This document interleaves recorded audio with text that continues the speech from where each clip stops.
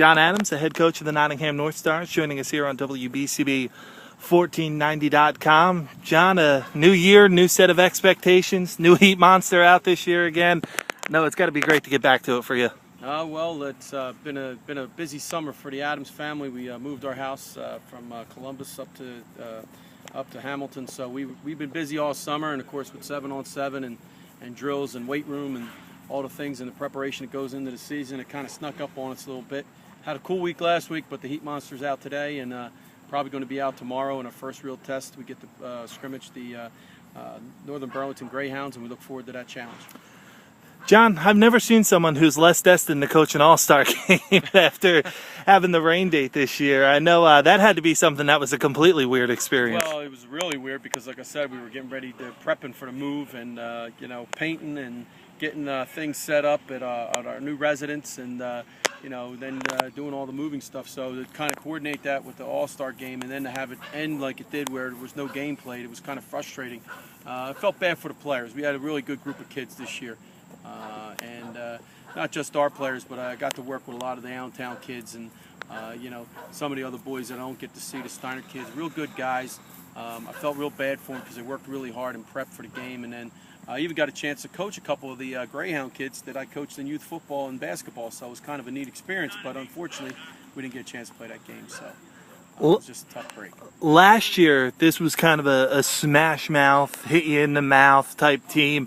A couple of years before that with Asaya Obato, there was more of a spread offense and everything like that. One of the things that's so tough about playing Nottingham is how many different looks that you guys can throw their way. How's the team looking this year as far as, I know there's a lot of weapons back on the offensive side. On the offensive side, you're going to see a lot of weapons. There are going to be some guys coming over. Tevin Williams, Saquon Hampton, are going to be coming over.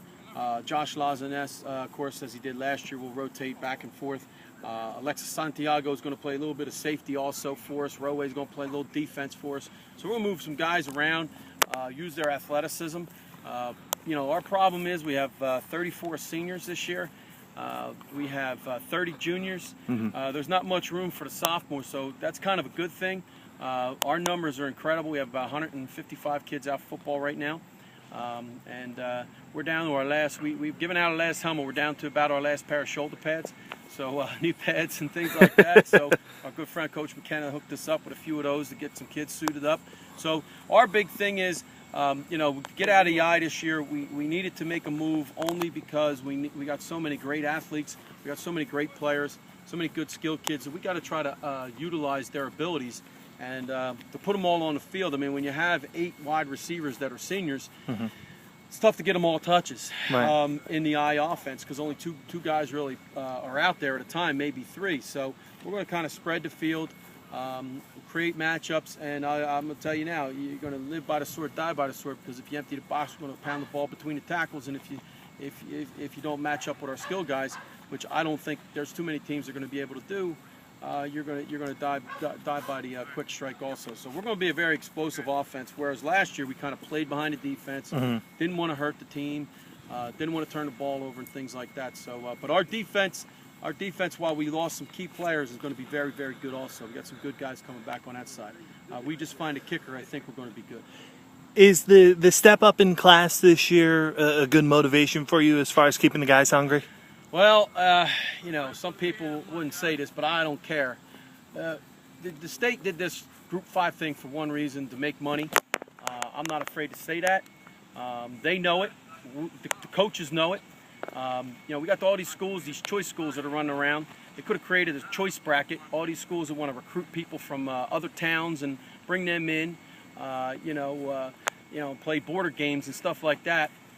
We don't do that. We have Bromley, we got Clockner Road, so we're going to use it as motivation that we go up. We're going to play against some great teams like Middletown South and Colts Neck and several others that are very good, Burlington Township. So we accept the challenge.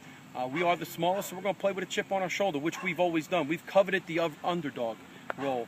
It's kind of a tough thing, of course, because, coming off a state championship in Central Jersey Group 3, we played an outstanding Neptune team, which also moved up with us.